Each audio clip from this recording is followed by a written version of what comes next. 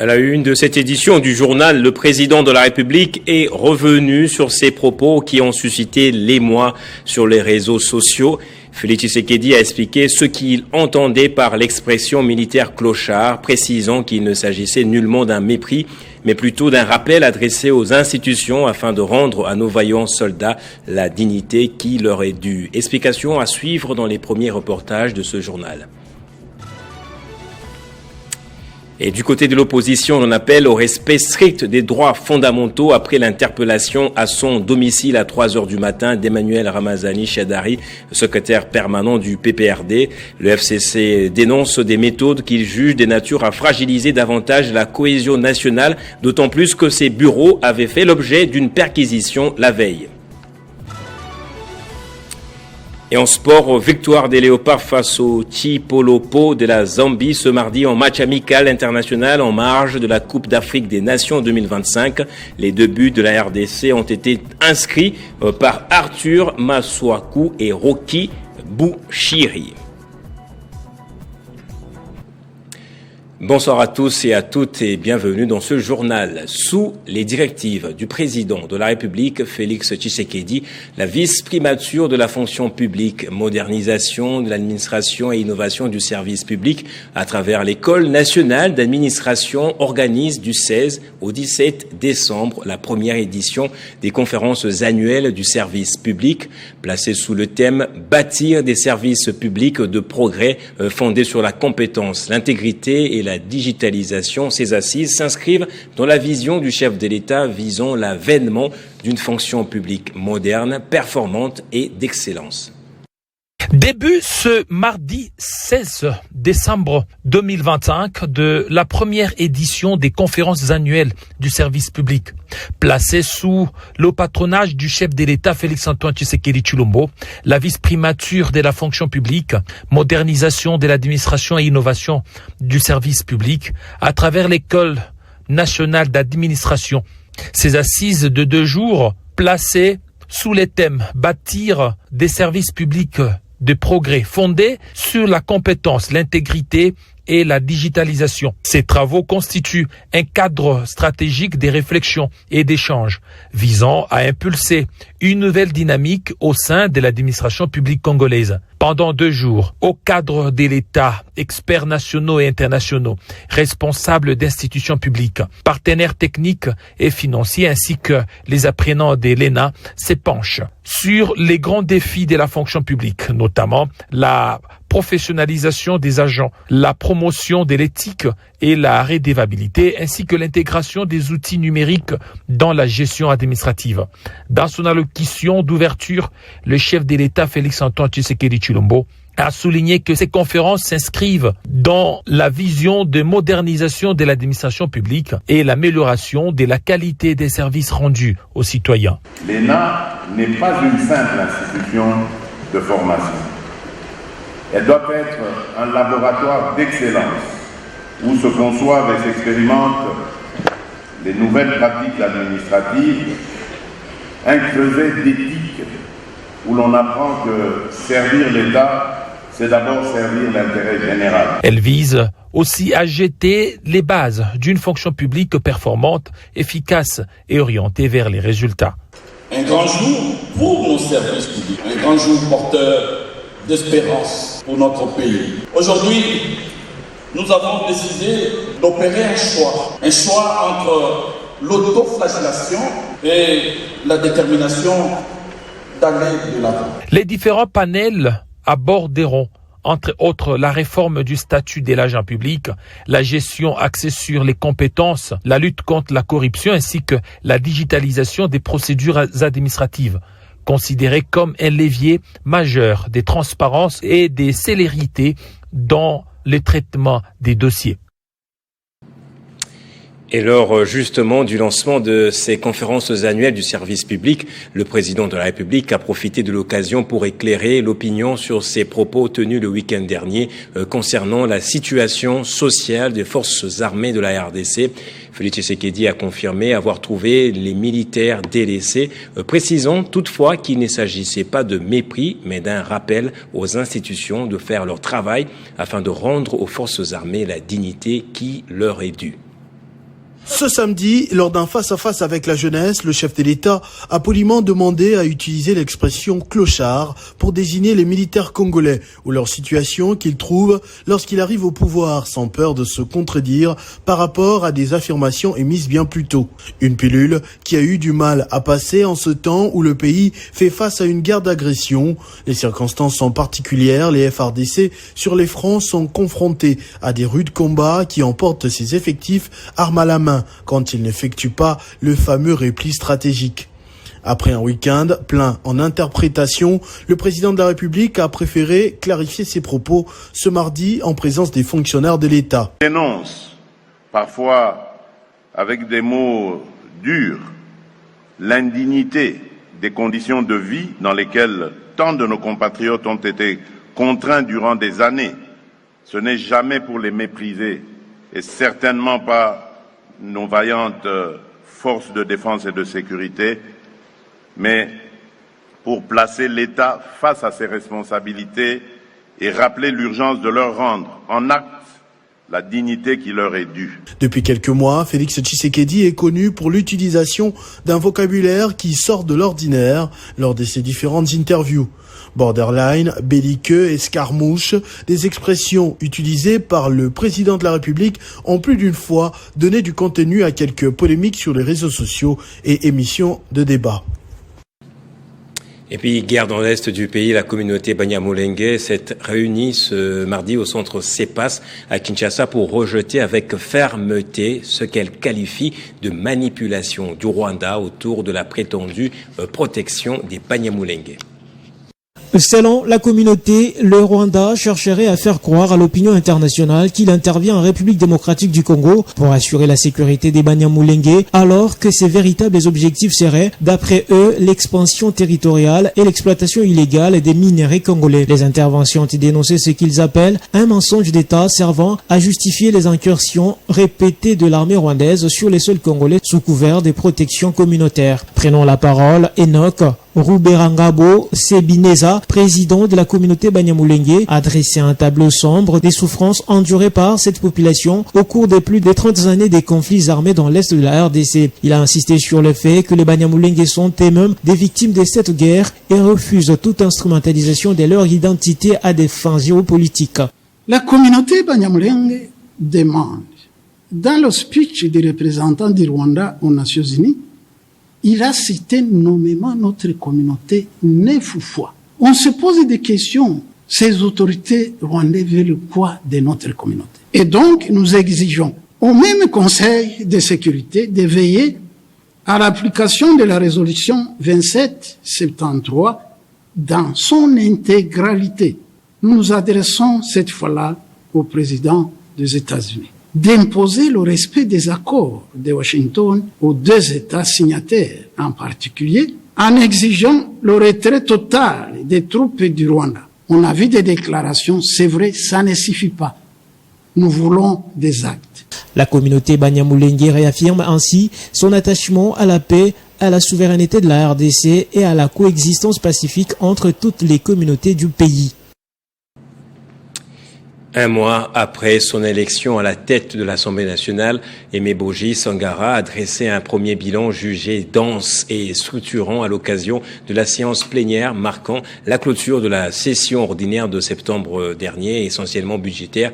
Cette plénière s'est tenue en présence de l'ensemble des membres du bureau de l'Assemblée nationale, traduisant la cohésion retrouvée au sommet de l'institution.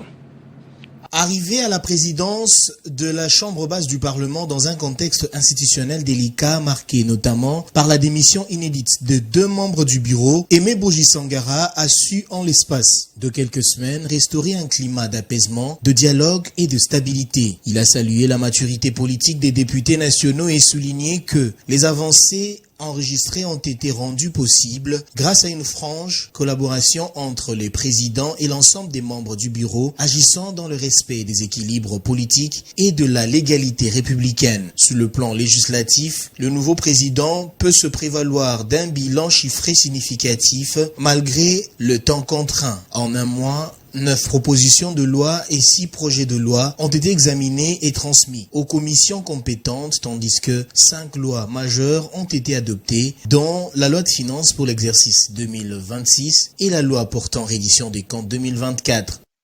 Enfin, face à la persistance de l'insécurité dans l'est de la RDC, le président de l'Assemblée nationale, entouré des membres du bureau, a réaffirmé la solidarité indéfectible de la représentation nationale avec les populations affectées, lançant un appel solennel à l'unité nationale et au soutien au FARDC ainsi qu'aux patriotes Ouazalendo. Au moment où nous sommes sur le point de déclarer close cette session, notre cher et beau pays continue d'être victime de l'agression rwandaise par les truchements de ses supplétifs de l'AFC M23. En effet, au lendemain de la validation solennelle, le 4 décembre à Washington, par le président de la République démocratique du Congo, son Excellence Félix Antoine Tshisekedi Tshilombo, et son homologue rwandais, de l'accord de paix du 27 juin 2025 entre le Rwanda et notre pays, nous espérions tourner une page sombre de l'histoire de notre pays, la République démocratique du Congo, marquée par 3 décennies d'atrocités. Nous pensions ouvrir une nouvelle ère qui pourrait mettre fin à la barbarie de ces 30 dernières années, mais hélas, nous avions été surpris par la violation du dit accord suite à l'attaque de la ville d'Uvira par les forces de défense du Rwanda et leur supplétif de l'AFC M23. À cet effet, l'Assemblée nationale de la République démocratique du Congo condamne avec fermeté les violations délibérées, répétées et manifestes de cet accord de paix par le Rwanda. Un mois après sa prise des fonctions, Aimé Boji Sangara affiche ainsi une volonté claire partagée avec l'ensemble du bureau, faire de l'Assemblée nationale une institution stable, productive, vigilante et résolument engagée au service de la souveraineté nationale. Et puis les travaux de validation des résultats de l'enquête sur les emplois créés en RDC entre 2022 et 2024 ont été officiellement lancés ce mardi 16 décembre par le ministre de l'Emploi, du Travail, Ferdinand Massamba, mené dans le cadre du programme Pays pour la promotion du travail décent, le PPTD. Cette enquête fait état, selon des résultats provisoires, de près de 2 millions d'emplois créés, des données appelées à orienter les futures politiques publiques de l'emploi après validation consensuelle. Lancement officiel ce mardi 16 décembre 2025 des travaux de validation des résultats de l'enquête sur les emplois créés en République démocratique du Congo entre 2022 et 2024. Et cette enquête a été réalisée dans le cadre du programme Pays pour la promotion du travail décent, le PPTD en sigle. C'est le ministre de l'Emploi et du Travail, Ferdinand Massamba, qui a donné le coup d'envoi de ces travaux dans la salle de réunion du ministère. L'atelier a réuni plusieurs parties prenantes du monde de l'emploi, notamment des experts, des partenaires sociaux, des représentants des institutions publiques et des organisations du secteur. Dans son discours d'ouverture, le patron de l'emploi et du travail a clairement fixé les attentes du gouvernement, insistant sur la rigueur, la crédibilité, la validation consensuelle des données issues de cette enquête, appelée à orienter les politiques publiques de l'emploi. Cette initiative s'inscrit dans la vision du gouvernement de la République démocratique du Congo par Son Excellence, Monsieur le Président de la République, chef de l'État, et mise en œuvre par Son Excellence, Madame la Première ministre, chef du gouvernement, qui place l'emploi, la dignité du travail et la justice sociale au cœur des priorités nationales. Ces données constituent une avancée importante pour l'évaluation des politiques publiques de l'emploi, mais elles nécessitent une validation collective afin de garantir la fiabilité, la transparence, l'appropriation par l'ensemble des parties prenantes que vous êtes. À travers les travaux de cet atelier, le gouvernement attend de vous des résultats clairs, concrets et opérationnels. La formulation des recommandations concrètes pour améliorer le mécanisme de suivi statistique de l'emploi et enfin des orientations stratégiques devant alimenter efficacement les PPTD 2026 et actualisés. Selon les résultats provisoires présentés par les experts, 1 775 194 emplois ont été créés en République démocratique du Congo entre 2022 et 2024. Des chiffres importants qui devront toutefois être examinés et validés à l'issue de ces assises. Je le disais dans mon sommaire, le secrétaire permanent du PPRD, Emmanuel Ramazani Chadari, a fait l'objet ce jour d'une interpellation alors qu'il se trouvait dans son domicile. Son épouse a dénoncé dans un audio devenu viral ce mardi une arrestation musclée survenue à 3 heures du matin par des hommes armés, certains en tenue militaire, d'autres en tenue civile. Des sources concordantes indiquent qu'il a été emmené pour des raisons d'enquête. Le FCC a dénoncé un acte qui fragilise davantage la cohésion nationale, d'autant plus que ces bureaux avaient fait l'objet d'une perquisition la veille. C'est le énième cas d'interpellation d'un membre de l'opposition, soit directement par des militaires, soit par des personnes non autrement identifiées. L'inspecteur général de la police nationale congolaise, le commissaire divisionnaire principal Philémon Patience Mouchi Diave, appelle ces hommes à renforcer leur présence sur le terrain en cette fin d'année afin de s'assurer de l'effectivité des dispositifs de sécurisation de la population et de ses biens. Il a lancé cet appel ce mardi lors de la dernière causerie morale de l'année avec les éléments placés sous son commandement. Pour le général Philémon Patience Mouchi Diave, l'inspection générale doit jouer pleinement son rôle afin de mettre fin aux antivaleurs au sein de la police. Ainsi, l'IGPNC a annoncé le déploiement spécial des inspecteurs sur terrain à partir du lundi 22 décembre 2025 avec comme mission contrôler et évaluer les différentes unités territoriales mais également celles de la PCR. 2 ans et 5 mois à la tête de l'IGPNC depuis sa prise de fonctions, le général Patience a passé en revue ses réalisations, notamment l'acquisition des chars automobiles avec le financement du gouvernement de la République, l'amélioration des conditions de travail de son personnel et l'implantation de l'IGPNC sur l'ensemble du territoire national. Il a en outre remercié le gouvernement de la République à travers le VPM de l'Intérieur pour l'appui considérable dans l'accomplissement des missions de l'IGPNC sur terrain. Pendant ce déploiement, vous veillerez à ce que les droits humains et libertés fondamentales soient respectés par les policiers. C'est-à-dire les droits humains et les libertés fondamentales de notre population soient respectés par les policiers. Les personnes arrêtées pour les infractions des droits communs, je dis bien, méritent le respect de leur droit d'être assistés par leurs avocats ou membres de leur famille. Profitant de l'occasion, l'inspecteur général de la PNC, le commissaire divisionnaire principal, Philémon Patience Mouchi Diave, a doté 3 véhicules de service aux 3 antennes de sa structure, à savoir l'antenne de Kinshasa, Congo central et Kasaï oriental, une dotation du gouvernement central via le ministère de l'Intérieur. Peu avant cette causerie morale, le général Patience Mouchi Diave s'était entretenu avec la nouvelle chef de la composante police MONUSCO, Mamouna Ouéadraogo, venu lui présenter ses civilités. Au cours de leurs échanges, les 2 personnalités ont réaffirmé leur volonté de poursuivre la collaboration entre leurs 2 institutions. Et puis le bourgmestre de la commune de Ndjili, Papi Mbumba Ngaliema, multiplie des actions contre l'insécurité dans sa municipalité, comme en témoigne justement l'audience publique ouverte ce mardi, mettant en cause 13 présumés criminels. À cette occasion, il a salué la réactivité de la police et a appelé la population à une collaboration étroite.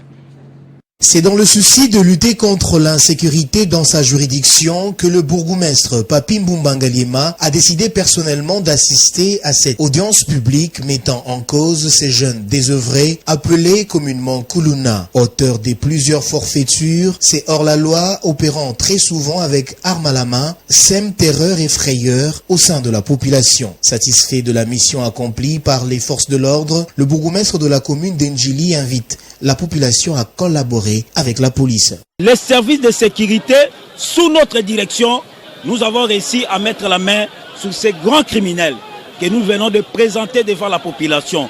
Et aujourd'hui, nous sommes en train d'organiser cette audience publique devant la population, devant les services de sécurité, devant la presse, pour démontrer qu'ici dans la commune de Ndjili, les services de sécurité sont en train de travailler.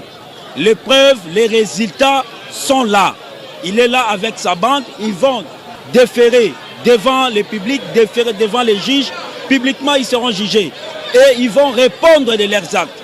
Que la population collabore avec les services de sécurité. 12 présumés criminels au total ont été arrêtés au quartier 13. Ils devront répondre de leurs actes et subir la rigueur de la loi.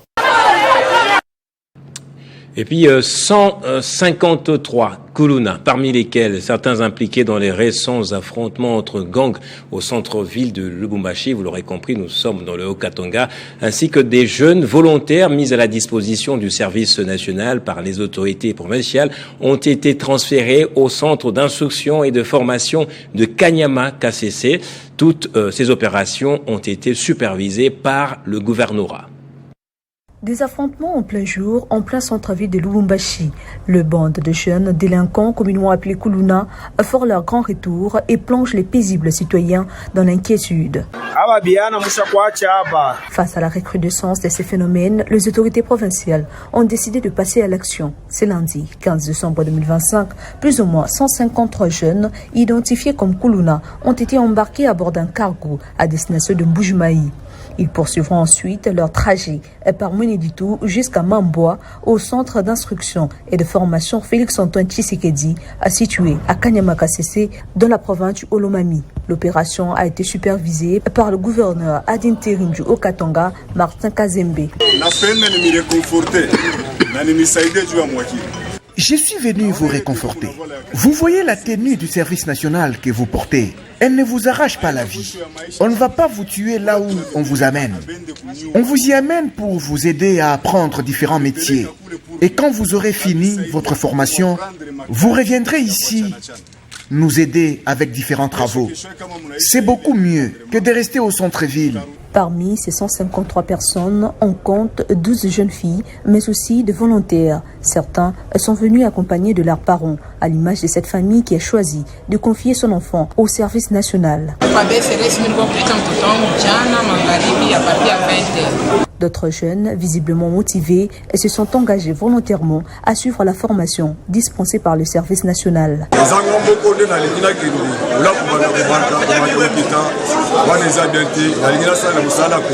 Ces engagements volontaires démontrent que le service national ne procède pas à des arrestations arbitraires. Cette structure, rattachée à la présidence de la République, rappelle que les arrestations relèvent exclusivement des services de police. Le service national n'intervient qu'après un contrôle minutieux de personnes arrêtées dans le strict respect des lois en vigueur. Et après justement ce transfèrement, le gouverneur intérimaire du Haut-Katanga a poursuivi son itinérance à travers les territoires de la province. Martin Kazembe Choula est actuellement à l'étape de Sakanya où il a effectué une entrée chaleureusement applaudie par la population à Kasumbalesa. Il y a tenu un meeting improvisé rassurant la population sur les questions de sécurité, de social et d'infrastructure en tant que représentant personnel du chef de l'État.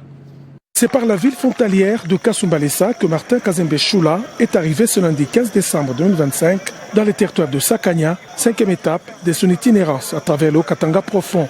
Accueil par le maire suivi des honneurs de la police nationale congolaise avant le bain de foule.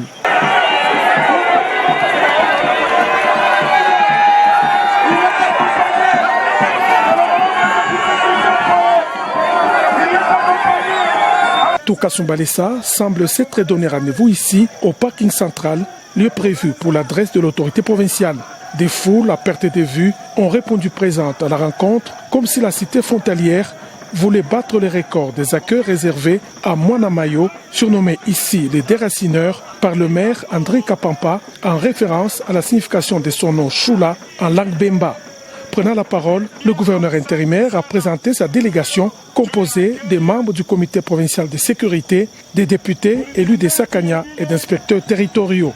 Martin Kazembe Choula abordera ensuite les questions de sécurité, de développement, du social, de l'amélioration de la desserte en eau potable et en électricité, ainsi que de la construction de la voirie de Kasumbalesa. Le gouverneur a mis l'accent sur la mission principale lui confiée par le président de la République. Message ila natutuma nayo. Tunakuya kurestore l'autorité de l'État.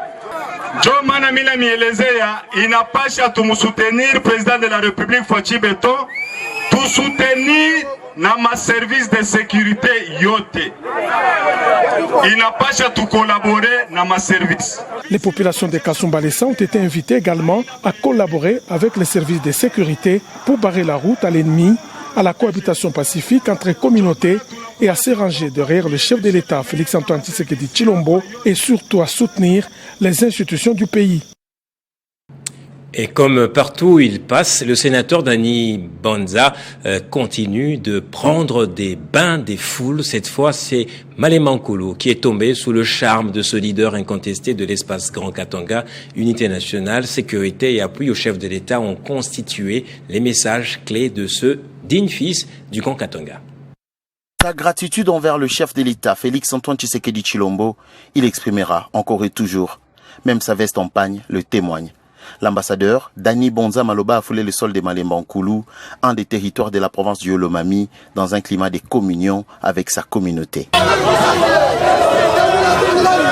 Comme un poisson dans l'eau, c'est à pied que l'héritier naturel du Katanga rejoint la place Flambeau pour son grand oral. Mais sa marche est à maintes reprises interrompue, comme ici par les personnes vivant avec handicap. C'est une cohue qui a entouré le sénateur Dany Bonza Maloba pour son adresse. Avant, il a rassuré qu'il transmettra les différents problèmes répertoriés au chef de l'État. Président de la République, Fachi Beton, Watoto Malemba, wanapweka espoir kubwa sana. Wanasema beko mumateso, wanakosa mai, wanakosa moto, wanakosa barabara, wanasema ushibasabwe, wanakosa masomo. Président de la République, Puis, il les invite à soutenir l'action du président de la République qui a assuré sa protection pour son retour au pays, tout comme à la première dame, Denise Nyakeru Tshisekedi. Mkini yetu iko na traverser ma turbulence ya nguvu sana. Mnayua ke kuku mvita kueste kuku ma puissance étrangère iko na tafuta kuturudisha mubutumwa. Mnayua muyue. Est-ce que moi munichika tena leo Barwande bakuye bakwe kutudomine tukwe batumwa yako. Kama mnapatala mnamushe mbele mikono kule kutumwa ke bali derrière nous au niveau ya Congo beko très combattu. Moi population mnapasha kusécuriser bali derrière nous. Mnachakulaka ba autorité nous banaenda Kinshasa kule ku Kinshasa kuko mvita ya nguvu sana parce que tuko parti ya entourage ya chef de l'État ikuna roho mbaya sana na ikuna malmené balideri yenu. Mina pashi kumiconscientiser. Baba Kiungu ashakufwa, Augustin Katumba ashakufwa, il faut pas tout perdre balideri yetu bengine. Tuko nasikilizana. Dans une ambiance parfaite, les habitants des Malema Nkulu ont communié avec un des leurs, l'ambassadeur Dany Bonza Maloba. Lolo anene kidi balongo. Lolo anene kidi balongo. Et les victimes des atrocités dans la province du Mai-Ndombe bénéficieront bientôt de l'assistance du projet de stabilisation et de relèvement Star RDC. L'annonce a été faite le samedi dernier par la cellule provinciale de cette structure. Bientôt, les victimes de violences sexuelles ainsi que les déplacés des conflits intercommunautaires ayant entraîné des atrocités dans la province du Mai-Ndombe bénéficieront de paquets importants pour leur prise en charge grâce à l'avènement au Mai-Ndombe du projet de stabilisation et relèvement en sigle Star RDC, projet coordonné par Madame Brigitte Kapinga Saouda, coordonnateur général de Star RDC, lequel programme du gouvernement congolais est financé par la Banque mondiale. Cette annonce a été faite le samedi 13 décembre 2025 par le coordonnateur provincial de ces projets d'Aligra Bandoundo lors de sa prise de parole à la clôture des journées d'information et sensibilisation des 12 domaines de Beijing liés au 16 jours d'activistes contre les violences basées sur les genres dans le monde numérique, présidé par Madame la ministre nationale du genre, famille et enfants, Micheline Omba et Kalama, qui séjourne à Inongo, chef-lieu des institutions provinciales du Mai-Ndombe. Pour le professeur Jean-Claude Mobalama, la population victime des violences multiformes doit se réjouir de la présence des Stars RDC dans la province du Mai-Ndombe, car plusieurs de ces problèmes seront résolus pour la simple raison que les activités s'exécutent selon les besoins leur présentés par la communauté. Mai-Ndombe fait partie maintenant des zones cibles du projet Star RDC. Et au cours de la journée d'aujourd'hui, j'ai eu à expliquer à la population des Maïndombe que nous avons un paquet important d'activités pour cette population. Comme vous le savez, il y a des produits qui périssent dans des coins reculés et qui ne peuvent pas être acheminés dans d'autres coins pour être consommés, pour être vendus. Nous aurons également à construire des routes de dessertes agricoles. On aura un appui, un accompagnement pour des personnes qui ont été traumatisées. Il y a un appui psychosocial qui va leur être donné. Il s'est précisé que d'ici les mois de mars prochain, le bureau de liaison des stars RDC Grabandundu sera implanté à Inongo avec son staff. D'où la population doit se réjouir. Et l'Université catholique du Congo a vibré ce mardi au rythme d'un masterclass en audit.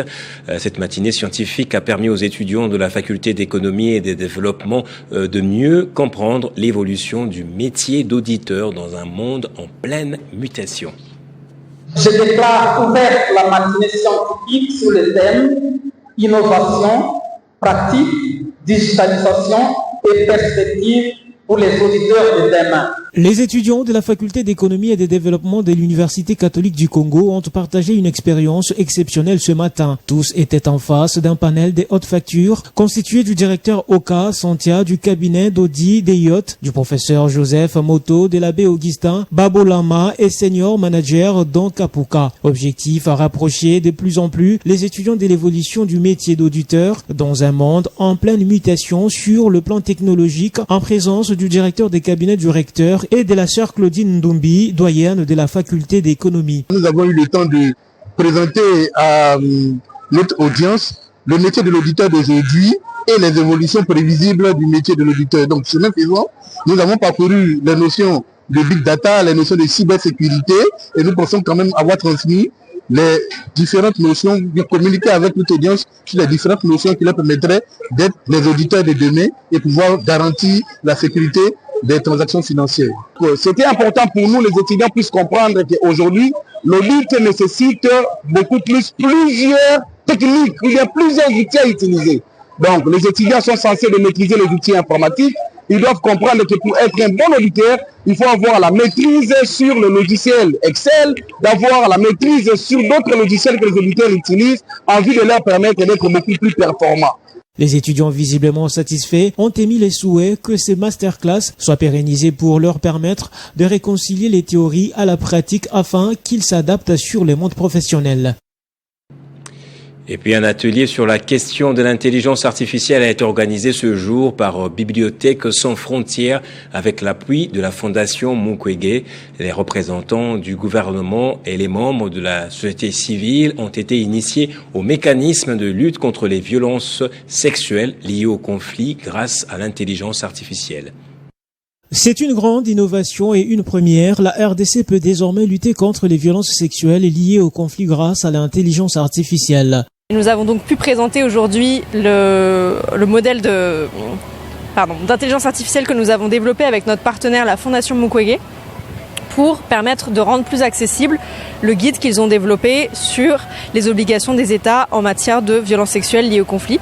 Donc nous avons donc pu présenter aujourd'hui à la fois le guide en question, mais aussi l'outil d'intelligence artificielle. La démonstration a été faite ce mardi à l'issue d'un atelier organisé par Bibliothèque sans frontières en collaboration avec ses partenaires de la Fondation Mukwege. D'après les chefs de projet à mission à Kinshasa, ce modèle d'intelligence artificielle permettra de rendre plus accessible le guide en matière de violences sexuelles liées au conflit aux acteurs impliqués dans cette lutte. Je reconnais que toutes les questions que nous avons eu à poser à cet outil, les questions spécifiques liées aux violences sexuelles liées au conflit, nous avons eu les réponses adéquates. Je pense qu'à l'ère de l'intelligence artificielle ou à l'ère du numérique, c'est très important d'avoir de telles connaissances pour faciliter notre travail. Pour sa part, Diantani Saïdi, chargé des projets pour la RDC, ce modèle permettra de tenir responsables les États des obligations qu'ils doivent mettre en œuvre. Cet atelier qui a pour objectif de renforcer les capacités des États pour mieux combattre les violences sexuelles liées au conflit à travers l'outil d'intelligence artificielle C'est une innovation, donc c'est une première innovation, non seulement en RDC, ça a été aussi organisé en Ukraine, au Nigeria, en République centrafricaine et aujourd'hui en RDC. De son côté, Marie Makabi, avocate au barreau de Kinshasa-Gombe et activité des droits de l'homme, estime que ce modèle est une expérience inédite qui permet d'avoir des réponses adéquates à toutes les questions grâce à l'intelligence artificielle. Par ailleurs, signalons que cette expérience est déjà effective en Ukraine, au Nigeria et en République centrafricaine grâce à la bibliothèque sans frontières permet d'appréhender les questions sensibles des violences sexuelles liées au conflit et de faire en sorte que les États soient tenus responsables dans cette lutte. Et en sport, les Léopards poursuivent leur préparation à Alicante, en Espagne, en marge de la Coupe d'Afrique des Nations qui doit démarrer ce 21 décembre au Maroc. Ce mardi, les Fauves congolais ont battu 2-0 les Chipolopos de la Zambie en match amical international. Les deux réalisations ont été signées Arthur Masuaku et Rocky Bouchiri. Le sélectionneur Sébastien Desabre a profité de cette rencontre pour roder son effectif en accordant notamment du temps de jeu au gardien du Standard de Liège, Mathieu Epolo. Pour rappel, la RDC affrontera le Bénin mardi prochain à Rabat avant de croiser le Sénégal le 27 décembre. Et un mot de culture pour boucler ce journal. La Fondation Vital a honoré les baobabs de l'espace à Namongo lors d'une soirée riche en couleurs en présence de son visionnaire, le ministre d'État en charge des relations avec le Parlement, Guy Loando Mboyo. Parmi les lauréats dans le domaine artistique, le patriarche Jano Bombenga et dans le domaine de l'éducation, Meda Bompoko. Place au rappel des titres de ce journal à présent. Le chef de l'État est revenu sur ses propos qui ont suscité l'émoi sur les réseaux sociaux. Félix Tshisekedi a expliqué ce qu'il entendait par l'expression armée de clochards, précisant qu'il ne s'agissait nullement d'un mépris, mais plutôt d'un rappel adressé aux institutions afin de rendre à nos vaillants soldats la dignité qui leur est due. Du côté de l'opposition, on appelle au respect strict des droits fondamentaux après l'interpellation à son domicile à 3h du matin d'Emmanuel Ramazani Chedari, secrétaire permanent du PPRD. Le FCC a dénoncé des méthodes qu'il juge de nature à fragiliser davantage la cohésion nationale, d'autant plus que ses bureaux avaient fait l'objet d'une perquisition la veille.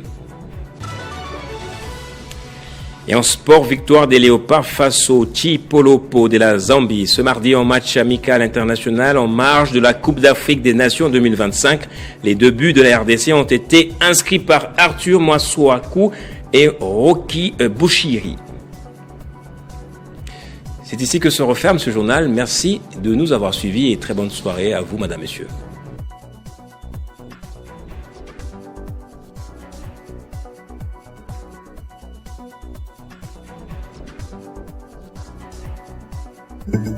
Retrouvez toute l'actualité en continu sur www.tele50.cd.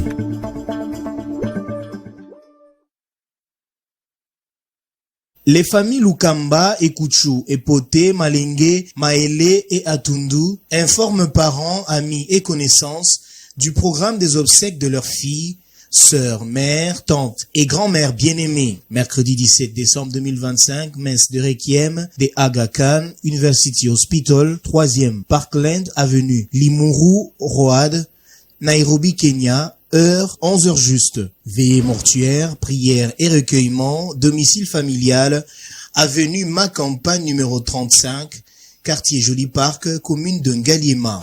Et en Belgique, rue de Binche, 100 71 70 La Estre, à partir de 17h juste. Jeudi 18 décembre 2025, rapatriement du corps, arrivée de la dépouille mortelle en provenance de Nairobi, compagnie aérienne Kenya Airways, 9h, heure, 9h juste, aéroport international d'Enjili. Veillée mortuaire, domicile familial, avenue Macampagne numéro 35, quartier Joli Parc, commune de Ngaliema. Et en Belgique, rue de Binche, 100 71 70. Vendredi 19 décembre 2025, messe de Requiem à la résidence familiale au numéro 35 avenue Macampagne, quartier Joli Parc, Galliema. Heure 19h juste, veillée mortuaire, soirée, domicile familial. Samedi 20 décembre 2025, journée de funérailles, 8h30, levée du corps, morgue du cinquantenaire, 10h juste, messe de funérailles, cathédrale Notre-Dame de Lingwala, 12h juste, inhumation, cimetière, nécropole 1, bain de consolation, domicile familial, avenue Macampagne numéro 35, quartier Joli Parc, commune de Ngaliema, 15h30.